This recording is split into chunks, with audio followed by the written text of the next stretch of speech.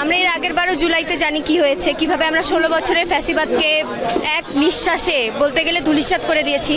সেই অরাজকতা আবার শুরু হয়েছে। তারা ভুলে যাচ্ছে যে ছাত্র জনতা এখনো রাজপথ ছাড়েনি।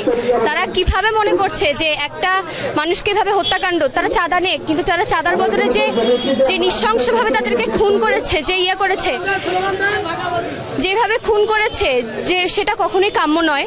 আমরা দেখাতে চাই আমরা ছাত্ররা, আমরা স্টুডেন্টরা এখনো রাজপথ ছাড়ি নাই। আমরা সম্পূর্ণভাবে চেষ্টা করবো তার হত্যার বিচার নিতে। ভিডিওটি যে পাথর নিক্ষেপ করে একজন মানুষকে হত্যা করেছে, এটি অত্যন্ত নৃশংস কাজ এবং নৃশংস কাজে জড়িত আমাদের একটি রাজনৈতিক দল বিএনপির অঙ্গ সংগঠন যুব দলের নেতৃবৃন্দ।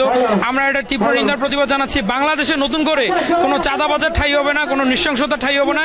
বাস্তবে প্রত্যক্ষ করেছি যে এই 5 আগস্টের পরবর্তী সময়ে বাংলাদেশে এই মধ্যযুগীয় বর্বরতা।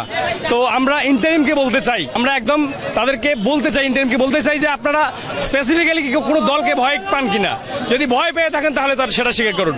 এই ছাত্র জনতা কোনো দলকে ভয় পায় না। সহিংসভাবে যুব দলের কতিপয় নেতা হত্যা করেছে। পাশাপাশি আমরা এটিও লক্ষ্য করেছি খুলনায় সন্ত্রাসী কার্যক্রমের মাধ্যমে বিএনপির এক নেতাকে কিন্তু হত্যা করা হয়েছে, একজন ইমামের প্রতি হামলা করা হয়েছে।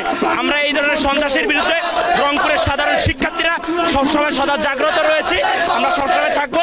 আমরা এই ধরনের চাঁদাবাজি সন্ত্রাসের প্রতিবাদে আজকে আমরা রংপুরের মাঠে নেমেছি।